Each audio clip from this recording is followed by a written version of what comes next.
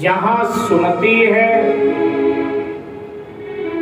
वहीं संपत्ति होती है, और जहां कुमति होती है वहां विपत्ति का ही निवास होता है। आपके हृदय में कुमति वश गई है, इसलिए कुमति का त्याग करें और सुमति के पथ पर आप चलें। जगदम्बा सीता प्रभु को वापस करें। ये कल्याणकारी बातें रावण को अच्छी नहीं लगी। भाई ने यद्यपि उसके कल्याण की बात कही, लेकिन रावण क्रोध में भर गया और रावण ने विभीषण पर शरण प्रहार किया। अशिष्टता की पराकाष्ठा है चरण प्रहार कर। लोग कुत्ते बिल्ली को भी पांव से नहीं मारते, और ये अपने सगे भाई को शरण से प्रहार कर रहा है, उस पर पांव से ठुकरा रहा है। कहने लगा, मूर्ख, रहता लंका में है और हमेशा प्रशंसा उन तपस्वियों की करता है। मुझे तेरे नीति की जरूरत नहीं। जा करके नीति उन तपस्वियों को ही समझा, उन्हें ही सिखा। जब चरण प्रहार किया विभीषण पर, तो विभीषण जी अपने आसन से लड़खड़ा के नीचे गिर पड़े। उठ करके खड़े हुए और रावण से कहने लगे, भैया आपने मुझे मारा, मुझे बुरा नहीं लगा। मुझ पर शरणों से प्रहार किया, मुझे बुरा नहीं लगा, क्योंकि तुम मुझसे बड़े हो और बड़ा भ्राता पिता तुल्य होता, इसलिए मुझे बुरा नहीं लगा। लेकिन मैं फिर यही कहना चाहूंगा कि हे भैया, ईश्वर के शरण में जाने में ही तुम्हारा कल्याण है, जाने में ही तुम्हारी भलाई।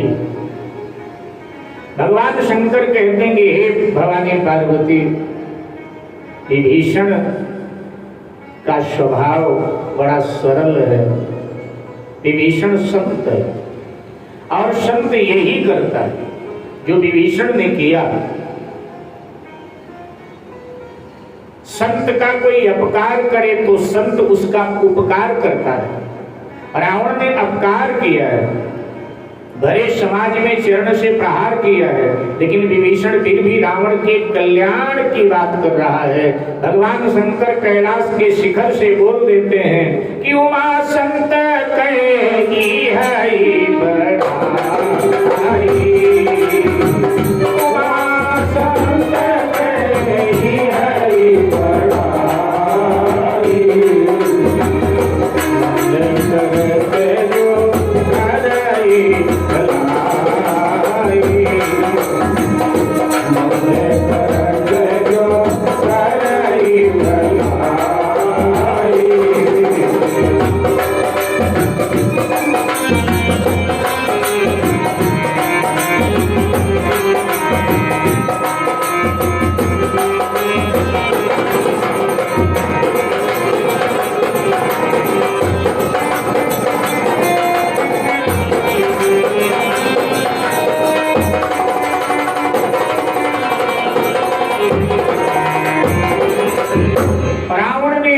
विभीषण को फटकार लगाई।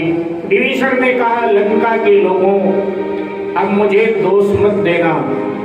राक्षस जाति के कल्याण के लिए, लंका राष्ट्र के कल्याण के लिए मैं रघुनाथ जी के शरण में जा रहा हूं। ऐसा कहकर विभीषण ने रावण की सभा का त्याग किया। तब विभीषण के पक्ष के 4 मंत्री अनल, संपाति, पनस और प्रमति, वाल्मीकि रामायण में इनका नाम दिया गया है। गोस्वामी जी ने संकेत मात्र किया, सचिव संगले नभपत गए। इन सचिवों को, जो विभीषण के पक्ष के 4 थे, उनको लेकर के आकाश मार्ग से विभीषण ने सागर पार किया और अनादल में प्रवेश किया। वानरों ने रोक लिया, कौन हो? विभीषण ने कहा, भैया हम तो रावण के भाई हैं, ठहरो, यहीं ठहरो। उनमें से कुछ वानर भागे भागे सुग्रीव के पास आए। सुग्रीव भगवान श्री रघुनाथ जी के चरणों में विराजित थे। सुग्रीव से कहा, राजन, रावण का भाई आया है। सुग्रीव ने कहा, वहीं रोको उसको। और अब सुग्रीव ने भगवान श्री राम से कहा कि प्रभु, आवा मिलन दशानन भाई, रावण का भाई मिलने आया है।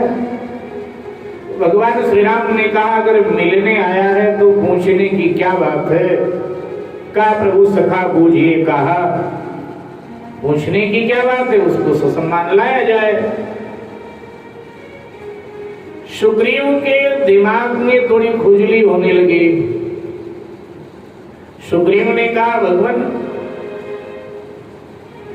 शत्रु का भाई है, दुश्मन का भाई है। मुझे लगता है कि राजनीति का आपको पूर्ण ज्ञान नहीं है। वो शत्रु का भाई है।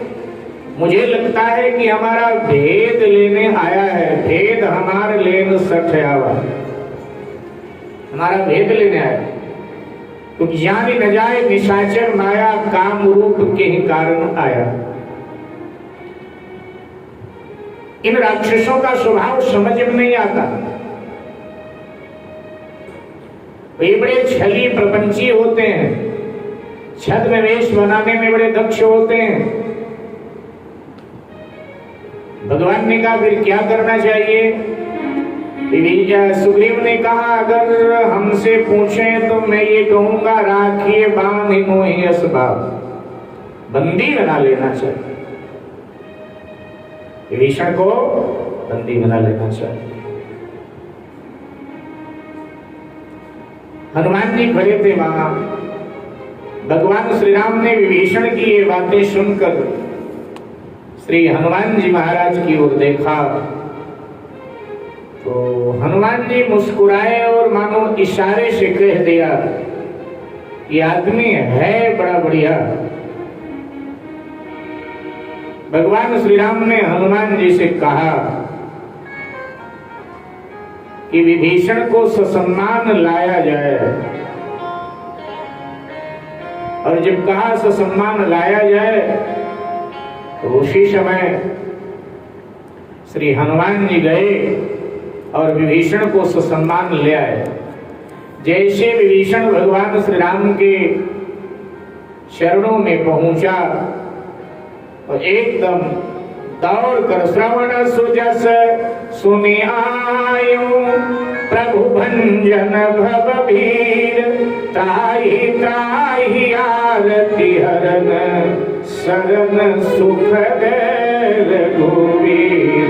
ये कहता हुआ गिर पड़ा प्रभु के चरणों में, दंडवत करने लगा। दौड़ करके प्रभु ने उठाकर उसको अपने भुजाओं से अपने बाहों में भर लिया, हृदय से वक्षस्थल से विभीषण को रघुनाथ जी ने लगाया और अब लंकेश कहकर विभीषण को संबोधित किया। लंकेश, परिवार में सब कुशल तो है? खल मंडली में कैसे तुम अपने धर्म का निर्वाह करते थे? मैं तुम्हारी रीति प्रीति सब जानता हूं। लक्ष्मण जी की ओर देखा और कहा, लक्ष्मण सागर का जल ले आओ, रौली चावल लाओ, विभीषण का राज्याभिषेक करना। सागर का जल लाया गया, रौली चावल आदि की व्यवस्था हुई। विभीषण के मस्तक पर रघुनाथ जी ने लंका के राजपद का तिलक कर दिया और जैसे लंका का राजपद विभीषण को भगवान श्री राम ने प्रदान किया तो सुग्रीव के मस्तिष्क में और खुजली होने लगी। जीव है ना, जीव का ये स्वभाव है, अपने को मिले तो कोई परेशानी नहीं, लेकिन पड़ोसी को मिले तो हमें परेशानी होती है। सुग्रीव को ये परेशानी प्रारंभ हुई। सुग्रीव ने कहा, भगवान एक बात बताओ, आपने लंका पर अभी विजय नहीं पाई और पहले ही लंका का राज्य विभीषण को दे दिया। अगर रावण आपसे ना जीता गया अथवा रावण ने आपसे समझौता कर लिया तब क्या करोगे? भगवान ने कहा कि रावण ने अगर हमसे समझौता कर लिया तो लंका का जो राज्य है वो रावण का। बोले विभीषण को राजपद दिया, इसका क्या होगा? तो भगवान श्री राम ने कहा 14 वर्षों के बाद में अयोध्या का राजपद हमें मिलेगा ना, अयोध्या का साम्राज्य हमें मिले, सो हम अयोध्या का साम्राज्य विभीषण को दे देंगे और हम जीवन भर वन में ही निवास करेंगे, वनवासी बनकर रहेंगे। सुग्रीव ने कहा 14 वर्ष पहले भरत की क्या मना स्थिति थी? कोई जरूरी तो नहीं कि 14 वर्ष के बाद में भी भरत की मना स्थिति पहले जैसी हो। अगर भरत ने नहीं राज्य वापस किया अवध का तब क्या करो? तो भगवान ने कहा लंका का राज्य फिर रावण का, अयोध्या का भरत का। मेरे पास एक अपना निजी राज्य है जहां किसी की कोई दखलंदाजी नहीं चलती, मैं वहां का राजा विभीषण को बना दूंगा। वो कौन सा राज्य है? तो भगवान ने कहा वैकुंठ का जो राज्य है वो मेरा अपना है, वहां किसी की दखलंदाजी नहीं, मैं वहां का राजा विभीषण को बना दूंगा। उसी समय वानरों ने जय जयकार किया, बोलिए भक्तवत्सल भगवान की जय जयकार होने लगी। देवता पुष्प वृष्टि करने लगे। मानसकार ने कह दिया कि जो संपत्ति शिवराव नहीं दीन दिए 10 लाख, स्वयं संपदा विभीषण नहीं सकुच देन रघुनाथ।